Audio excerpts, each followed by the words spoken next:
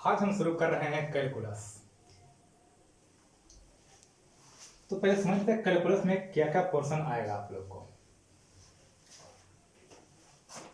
अगर कैलकुलस की बात करें तो कैलकुलस में आपको कुछ अलग अलग टॉपिक पढ़ने के लिए आएंगे। एक इसमें पार्ट आता है जो कैलकुलस का तो नहीं है लेकिन इंपॉर्टेंस अपना रोल रखता है, फंक्शन। हालांकि इसका बहुत ज्यादा यूज नहीं होता है, बहुत कम यूज होता है, लेकिन फिर भी अपना बहुत इंपॉर्टेंस रोल रखता है। ये फंक्शन के थ्रू हम लोग कुछ ग्राफ वगैरह के बारे में समझते हैं, उसके बारे में देखते हैं और हम उसका एप्लीकेशन करते हैं कंटिन्यूटी वगैरह में, डिफरेंशियलिटी वगैरह में। तो फंक्शन के बारे में तो आप लोग कुछ ना कुछ जानते ही हैं, सब पढ़े होंगे फंक्शन को। अब हम आते हैं इसमें, अगर कैलकुलस का एग्जाम बेस्ड पर अगर देखा जाए तो काफी अपना इंपॉर्टेंस रखता है कैलकुलस। अगर 12 के एग्जाम की बात करते हैं तो सीबीएसई की अगर बात करी जाए तो इसमें ये अपना अप्रोक्सीमेट 45% वेटेज रखता है, सिर्फ कैलकुलस। और अगर हम बीएसईबी की बात करें तो इसमें भी आपको अप्रोक्सीमेट 40 to 45% का वेटेज रखता है। अगर देखा जाए सिर्फ पास मार्क तो पास मार्क तो यही कैरी कर लेता है। बिहार बोर्ड में तो कभी कभी 60% तक इसका वेटेज हो जाता है। तो समझते हैं चैप्टर पहले कौन कौन सा पढ़ना है, कौन कौन सा टॉपिक पढ़ना है। तो इसमें आता है एक लिमिट, आता है एक continuity, limit, continuity,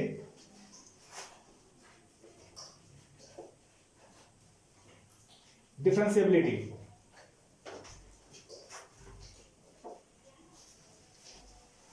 limit, continuity, differentiability. अब इसी में आता है फिर डिफरेंशिएशन।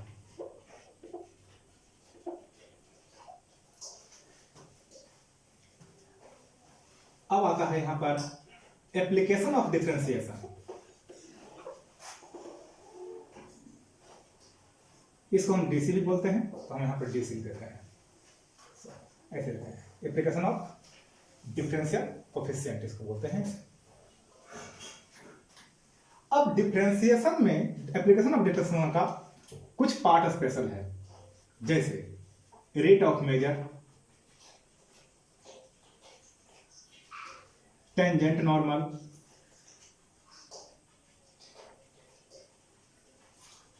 मैक्सिमा मिनिमा,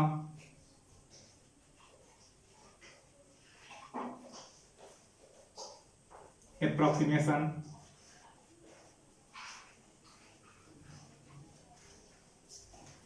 और इसी में पढ़ते हैं हम लोग एक स्पेशल फॉर्म जहां पर आता है हम लोग को रॉस थ्योरम और लैग्रांज थ्योरम। खैर ये बहुत इसमें कुछ पढ़ना है इसमें। इसके बाद एप्लीकेशन स्टार्ट होता है इसमें इंटीग्रेशन का।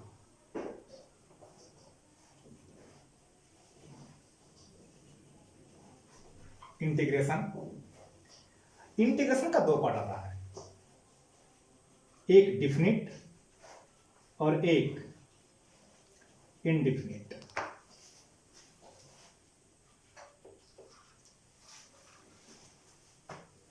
यहां से इंटीग्रेशन हो गया। अब इसमें एक और आता है इंटीग्रेशन या फिर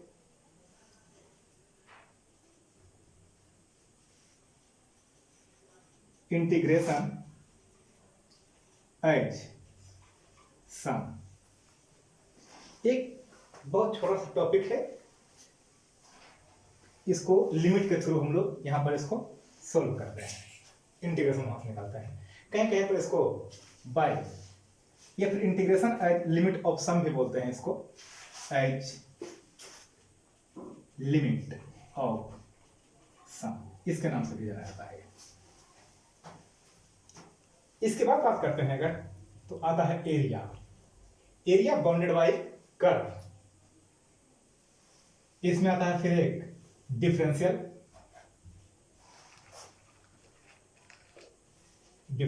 इक्वेशन। एरिया जो है वो इंटीग्रेशन का स्पेशल एप्लीकेशन है, डिफरेंट इंटीग्रेशन का। और डिफरेंशियल इक्वेशन, डिफरेंशिएशन और इंटीग्रेशन दोनों का एक कंबाइंड फॉर्म है डिफरेंशियल इक्वेशन। ये सब टॉपिक हमको पढ़ना होता है। अब अगर हम इसमें डिवाइड करें 11 और 12 में पार्ट को, तो ये दो पार्ट आते हैं 11 के टॉपिक में। ये जो दो पार्ट हैं, जिन्हें डिफरेंशियलिटी मतलब होता है यहां पर कि हम लोग जो फॉर्मूला वगैरह हम लोग जो इसमें यूज करेंगे वो हम यहां पढ़ते हैं, और उसका जो प्रॉब्लम है वो हमको 12 में पढ़ना है। तो हम लोग इसको भी इसी के साथ में पढ़ लेते हैं। अब समझते हैं, थोड़ा कंटिन्यूटी के बारे में बात करते हैं। तो लिमिट के पहले हमको कंटिन्यूटी जानना जरूरी है। आप अगर कंटिन्यूटी नहीं जानते, सॉरी लिमिट नहीं जान पा रहे हैं, तो कंटिन्यूटी कैलकुलेट करना बहुत मुश्किल है। कंटिन्यूटी के थ्रू हम लोग चेक करते हैं किसी का डिफरेंशिएबिलिटी। तो ऐसा नहीं कि डिफरेंशिएबिलिटी चेक करना है हमको और हम कंटिन्यूटी नहीं जानते हैं तो हम डिफरेंशिएबिलिटी चेक कर लेंगे, ये भी नहीं कर पाएंगे। तो आप 11 के पोर्शन को छोड़ करके 12 के पोर्शन को कवर अप नहीं कर पाएंगे। तो हम लोग लिमिट से क्लास को शुरू करेंगे। अब अगर क्वेश्चन की बात किया जाए कि एग्जाम में क्वेश्चन कहां से आता है, तो देखिए जो भी वहां डिफरेंस कंटिन्यूटी वगैरह से कभी कभी क्वेश्चन आता रहता है, जब लोग देखेंगे भी। तो इससे जनरली अगर आता भी है तो एक क्वेश्चन आएगा आपको, इससे आएगा। तो अगर नहीं आया तो फिर नहीं कर सकते हैं कुछ। और इससे अब ऑब्जेक्टिव क्वेश्चन आ रहा है सीबीएसई में भी, और बिहार बोर्ड में तो ज्यादा से क्वेश्चन आता है ऑब्जेक्टिव। तो वहां पर कंटिन्यूटी का क्वेश्चन आपको 1-2 मिलते जाएंगे। डिफरेंशिएबिलिटी का क्वेश्चन यहां नहीं आते हैं। आपको क्वेश्चन आता है डिफरेंशिएशन का, इससे आपको 3 से 4 क्वेश्चन रहेंगे। कुछ 4 मार्क्स में, बहुत छोटा क्वेश्चन रहेगा तो वो 2 मार्क्स में। ऐसे 4 मार्क्स में सारा क्वेश्चन आता है 2, और 2 मार्क्स में जनरली माना जाता है कि एक क्वेश्चन इससे आता है। तो 3 से 4 क्वेश्चन के रैंडमली ये आता रहता है। इस टॉपिक से एक क्वेश्चन फिक्स होता है 6 मार्क्स में सीबीएसई में, और बिहार बोर्ड में 5 मार्क्स का एक क्वेश्चन फिक्स होता है। इससे हर हाल में इससे एक क्वेश्चन आपको आएगा। तो अब यहां पर टॉपिक कौन कौन सिलेक्ट करता है वो, अगर इस टॉपिक की बात करें तो एक क्वेश्चन इससे 2 नंबर का आ सकता है, या फिर एमसीक्यू में आ सकता है इसका क्वेश्चन एक। टेंजेंट नॉर्मल की बात किया जाए या फिर इस दोनों, यही दोनों से 6 मार्क्स का क्वेश्चन आता है। यहां पर सिर्फ ये दोनों टॉपिक है। अब मैक्सिमम मिनिमम के पहले ही साथ में पढ़ते हैं हम लोग इंक्रीजिंग और डिक्रीजिंग फंक्शन। तो कभी इसके जगह पर आपको इंक्रीजिंग और डिक्रीजिंग फंक्शन भी दे सकता है, जहां पे आपको निकालना है इंटरवल कि कहां से कहां तक स्ट्रिक्टली इंक्रीज हो रहा है, कहां से कहां तक स्ट्रिक्टली डिक्रीज हो रहा है। तो उसके लिए भी यहां पर आपको इसी से दोनों टॉपिक से मेनली रूप से क्वेश्चन यहां पर आता है। अब हम लोग की बात करते हैं अगर इंटीग्रल पोर्शन की। तो अगर इस टॉपिक से क्वेश्चन आया है तो ये 6 मार्क्स का आएगा एक क्वेश्चन। अगर आएगा तो 6 मार्क्स का आएगा, और अन्यथा फिर नहीं आएगा। मैक्सिमम मार्क्स में ये क्वेश्चन आएगा, अगर नहीं आया तो फिर नहीं आएगा। अब अगर हम डिफिनिट और इंडेफिनिट दो हैं, तो डिफिनिट और इंडेफिनिट से एक एक क्वेश्चन आप मान के चलिए कि आपको आएगा 4 मार्क्स में। एक डिफिनिट, इसमें और भी कुछ रहेंगे, कुछ में जैसे इंडेफिनिट में और रहेंगे या फिर इंडेफिनिट में और मिलेंगे। तो कुल मिलाकर से 2, 3, 4 क्वेश्चन रहता है, जिसमें कुछ उसमें 2 या 3 आपको सॉल्व करने के रहेंगे, बाकी कुछ ऑप्शनल रहेंगे, उसमें और दिए हुए रहेंगे, इस तरह से क्वेश्चन मिलेंगे।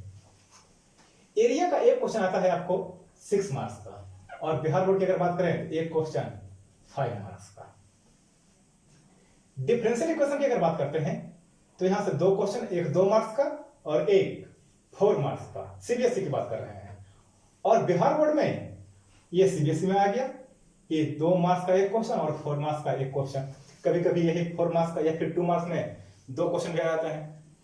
इसका कभी कभी एप्लीकेशन एमसीक्यू वगैरह में भी कर देता है, या फिर द ब्लैंक्स में डाल देता है, या फिर वन वर्ड में डाल देता है। जहां से भी आपको डाल दे, कहीं ना कहीं इसको आपको एडजस्ट करेगा एक क्वेश्चन। और अगर बिहार बोर्ड की बात करें तो यहां से एमसीक्यू में इसका 4 क्वेश्चन लगभग आता है, 4 क्वेश्चन 3 क्वेश्चन, 4 से 3 क्वेश्चन एमसीक्यू में आएगा, और एक क्वेश्चन 2 मार्क्स में और एक क्वेश्चन 5 मार्क्स में आएगा। इतना क्वेश्चन इससे आता है। तो कहीं ना कहीं इसका हर एक टॉपिक अपना इंपॉर्टेंस रखता है।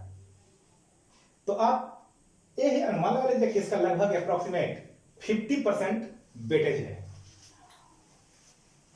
एग्जाम के व्यू से, मार्क्स के व्यू से वेटेज 60% है। और अगर सिलेबस के बेस देखते हैं तो इसका वेटेज अप्रोक्सीमेट सिलेबस के अनुसार 60 से 65% इसका वेटेज है कैलकुलस का। 60 से 65% ये अपना वेटेज रखता है।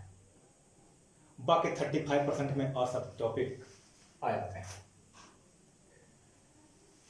अब इसमें आ गया एक फंक्शन। तो फंक्शन आप लोग का 11 में पढ़ना है, आप 11 में इसको पढ़े भी होंगे।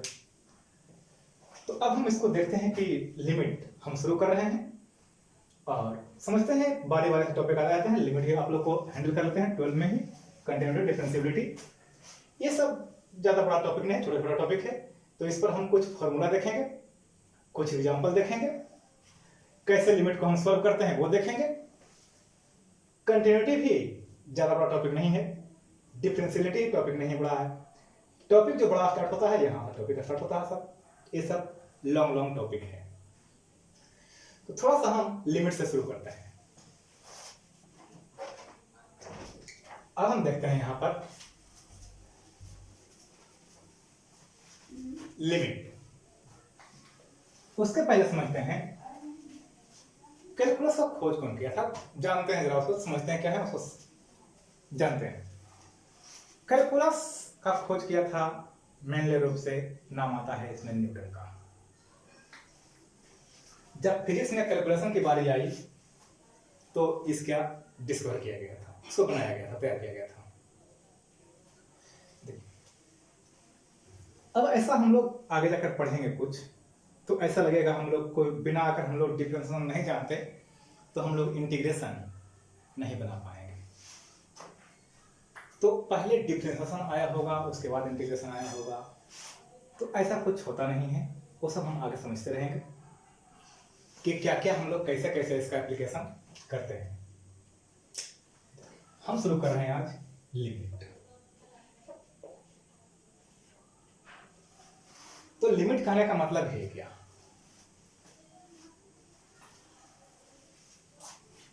जैसे एज्यूम कीजिए आप एक फंक्शन लेते हैं F x square minus 4y x minus 2, x square minus 4 और x माइनस 2। तो इसका वैल्यू हम लोग लिखेंगे, अगर मान लेते हैं कि x नॉट इक्वल टू 2 है तो वैल्यू क्या आ जाएगा? एक्स स्क्वायर माइनस 4 है तो इसको लिख सकते हैं x प्लस 2 और x माइनस 2 और बाई x माइनस 2, ये कैंसिल हो जाएगा, यानी x प्लस 2। ये आपका फंक्शन का वैल्यू हुआ।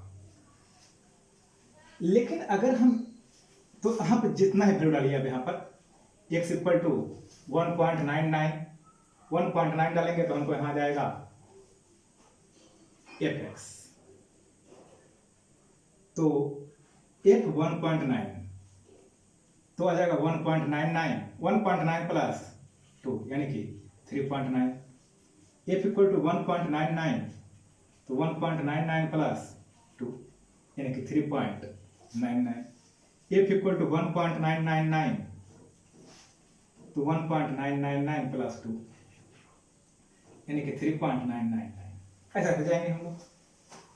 अब इसी तरह से आते हैं, अगर f इक्वल टू 2.1,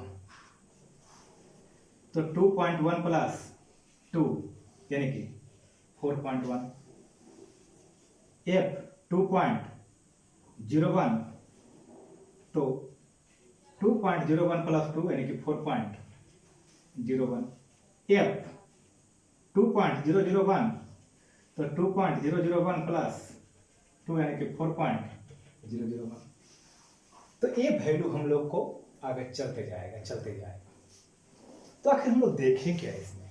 लेकिन अब अगर बात किया जाए कि f इक्वल टू 2 है, तो आप जो वैल्यू चेक कर रहे थे यहां पर, ये नॉट इक्वल टू 2 के लिए है।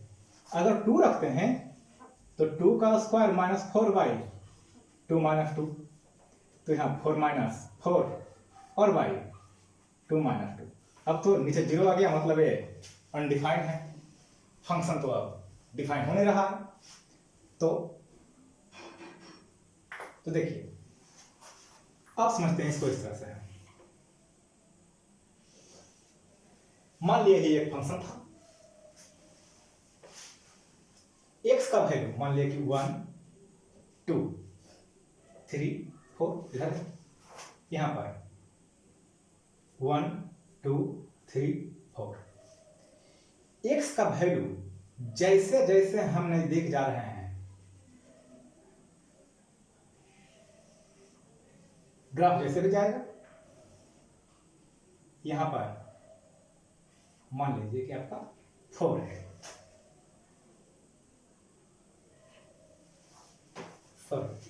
हाँ यहां पर 4 है। 2 के जैसे ही हम लोग नजदीक जाते जाएंगे, वैल्यू 4 के नजदीक होते जाएगा। 1.9 में 3.9 हुआ, 1.99 है 3.99 आया, 1.999 है 3.999। जैसे जैसे हम 2 के क्लोज होते जा रहे हैं, वैल्यू 4 के क्लोज होते जा रहा है। उसी तरह से अगर हम इधर से आ रहे हैं, मतलब 1 2 3 4 इधर से आते हैं, तो जैसे जैसे इसके नजदीक आएंगे, वैल्यू हम लोग को फिर से 4 के नजदीक आ जाएगा। लेकिन अगर एग्जैक्ट हम 2 पर बात करें, एग्जैक्ट 2 पर, तो यहां पर वैल्यू को डिफाइन नहीं। तो हमको एक ऐसा फंक्शन चाहिए, ऐसा फंक्शन है जो किसी पॉइंट पर आकर के अनडिफाइन हो गया है, एग्जिस्ट नहीं कर रहा है, कुछ भी हो सकता है। तो आखिर हम उस पर कैलकुलेट करना चाहें वैल्यू, तो क्या वैल्यू हो सकता है। तो हम एक काम करते हैं यहां कि जैसे कोई फंक्शन को अगर बात करें हम, कि कोई फंक्शन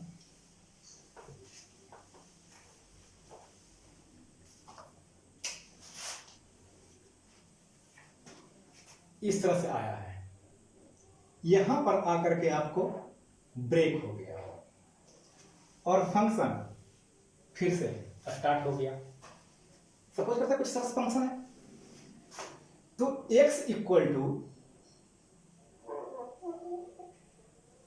मान लेते हैं यहां पर a था, तो a पर a वैल्यू आइदर एग्जिस्ट नहीं कर रहा है या फिर अनडिफाइन हो रहा है, बहुत कुछ हो सकता है इसमें। तो ऐसे सिचुएशन में हम x इक्वल टू a पर वैल्यू नहीं निकालते हैं और एक काम करते हैं कि इसके आगे या पीछे x के आगे कुछ मान लेते हैं कि एक बहुत स्मॉल वैल्यू डेल्टा, x से कुछ यानी कि a से कुछ ज्यादा पर चेक करते हैं, या फिर a माइनस डेल्टा पर वैल्यू हम चेक करते हैं और ऐसा समझते हैं, चेक करते हैं कि क्या वैल्यू हम लोग को आ रहा है। तो जैसे हम लोग यहां पर अभी चेक कर रहे थे, तो हम लोग को वैल्यू अप्रोक्सीमेट 4 के आसपास आ रहा था। Approximate 4 not equal to 4, approximate 4 not equal to 4। तो यहां पर हम जब वैल्यू चेक करने के लिए आ रहे हैं, तो अब हम यहां पर चेक कर लेंगे कि वैल्यू हम लोग को कहां पर आ रहा है, कितना के अप्रोक्सीमेट आ रहा है। अगर हम बहुत क्लोज जाते हैं, तो अब बात आएगी, मान लिया कि ठीक है इसको तो हम इस तरह से चेक कर लिए, लेकिन क्या हर एक को हम इस तरह से चेक कर पाएंगे? पॉसिबल नहीं है।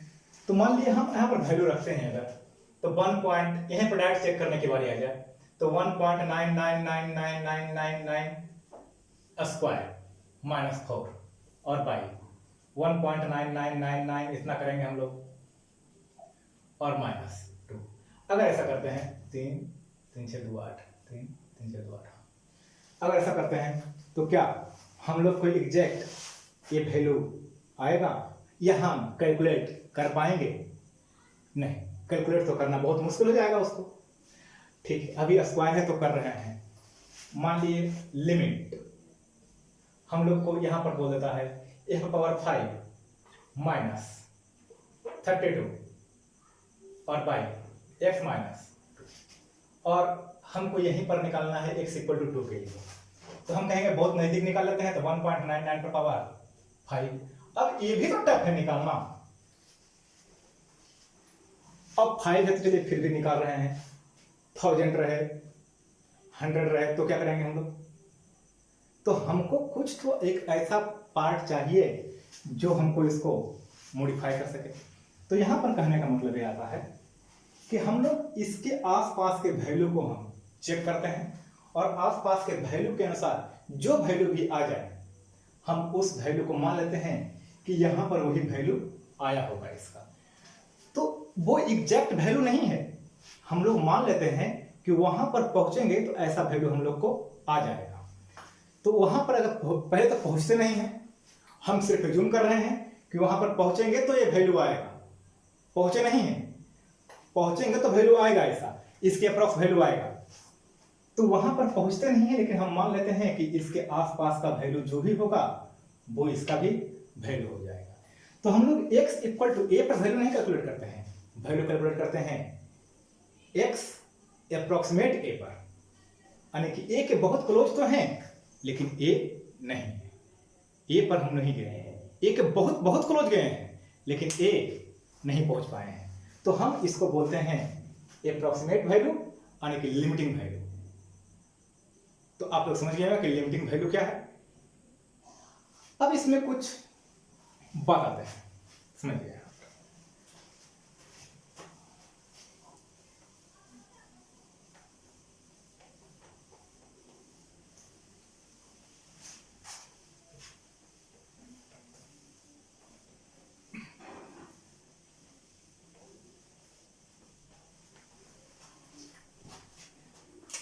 अब अगर हम लिमिट को डिफाइन करें,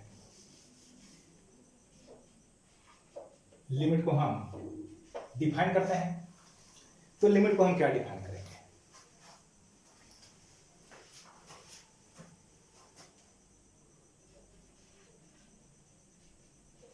the limit of a function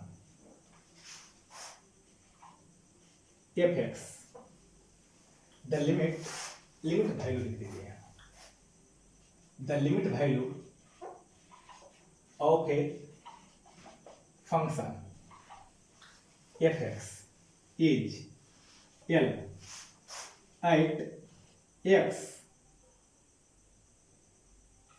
tense to A, at X tends to A या एक्स इक्वल टू ए। ठीक है, x equal to a is the limit value of a function f(x) is l at x equal to a if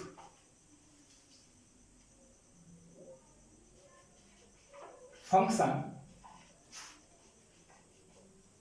f(x), ऐसे लिख देते हैं यहां पर, if function f a minus h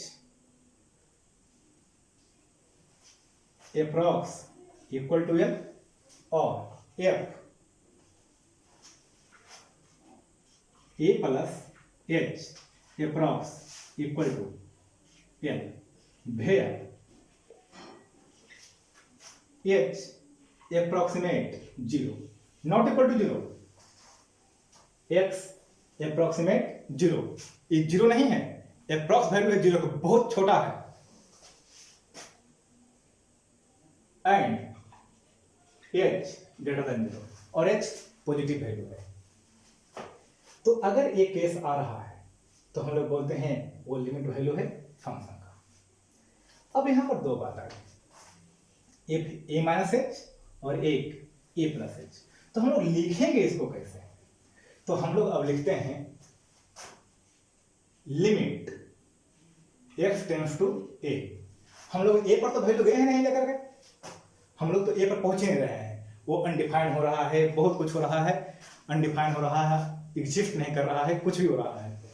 तो हम लोग x के आसपास नहीं गए हैं, x पर सॉरी ए पर नहीं गए हैं, हम लोग ए के बहुत नजदीक गए हैं और यहां से F X equal to L, ये हो गया रिप्रेजेंट करने का रूल। ये limit x tends to A F X equal to L, ये आ गया आपको लिमिटिंग वैल्यू। अब हम बात करते हैं, यहां पर आया टेंड्स टू। तो देखिए meaning of tends to, tends to कहने का मतलब क्या है? हम टेंड्स टू कहेंगे किसको? तो देखिए टेंड्स टू कहने का मतलब है, समझते हैं यहां पर, if x tends to a, if x tends to a, that means x very very close to a, x का जो वैल्यू है वो a के बहुत क्लोज है, बट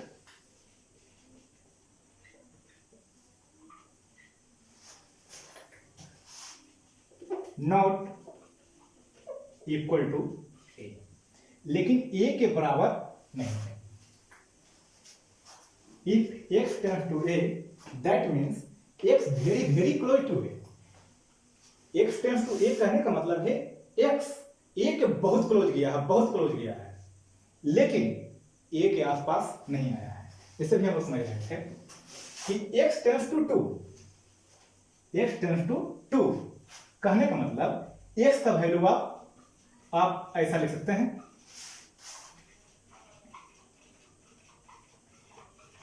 ये जितना 9 लगाना लगा दीजिए, लेकिन आप 2 तक नहीं गए हैं, तो यही हुआ x tends to 2 not equal to 2, tends to 2। हम लोग 2 के आसपास जा रहे हैं, 2 के बहुत क्लोज गए हैं, लेकिन 2 जो पॉइंट है एग्जैक्ट, हम वहां पर नहीं पहुंच पाए हैं। तो इसका कहने का मतलब हुआ टेंड्स टू। तो टेंड्स टू कहने का मतलब very very close but not equal. अब यहां पर कुछ और भी आते हैं, थोड़ा सा ऊपर देखते हैं कि क्या कर रहा है।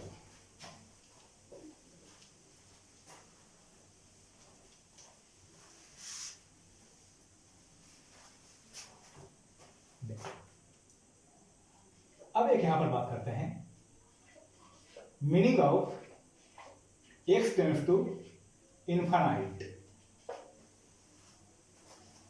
x टेंड्स टू इनफाइनाइट है। तो यहां पर कहने का मतलब हुआ no real value which greater than x, x से बड़ा कोई रियल वैल्यू नहीं है। नो रियल वैल्यू या no real number which greater than x, जो x से बड़ा हो। यहां लिखते हैं meaning of x tends to infinite कहने का मतलब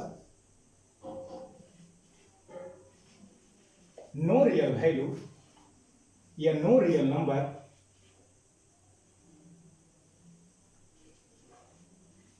number exist which greater than x, कोई ऐसा रियल नंबर नहीं है जो x से बड़ा है। और यहीं पर आता है एक meaning of x tends to minus infinite. यहां कहने का मतलब no real number exist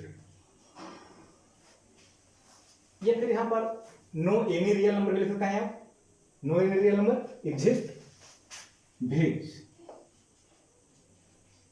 less than X. कोई ऐसा रियल नंबर नहीं है जो x से छोटा है। तो यहां पर ये सबसे बड़ा नंबर हो गया और यहां सबसे छोटा नंबर हो गया। आप ऐसा कह सकते हैं। हालांकि अनडिफाइंड का कोई मतलब होता नहीं है, लेकिन फिर भी हम यहां पर कहते हैं कि ऐसा कोई नंबर नहीं है जो x से बड़ा है और ऐसा कोई नंबर नहीं है जो x से छोटा है। हाँ, real number, not imaginary number, complex number, ये सब नहीं है, रियल नंबर की बात कर रहे हैं। अब हम इसके बाद जो अभी हम लोग देख रहे थे कि a माइनस एच निकालते हैं और a प्लस एच निकालते हैं, तो इसका कहने का मतलब क्या होता है? तो आखिर हम दोनों पर वैल्यू निकाल रहे हैं। अभी जो देख रहे थे कि 2.001 पर निकाल रहे थे, 1.99 पर निकाल रहे थे, तो दोनों वैल्यू में कुछ तो चेंजेस था। ऐसा नहीं था कि दोनों एग्जैक्ट 4 था, दोनों वैल्यू 4 के अप्रॉक्स था, उसमें एक 4 से ज्यादा था और एक 4 से कम था। तो अब हम इसके थ्रू देखेंगे कि वो वैल्यू क्या होता है, उस वैल्यू को क्या कहते हैं।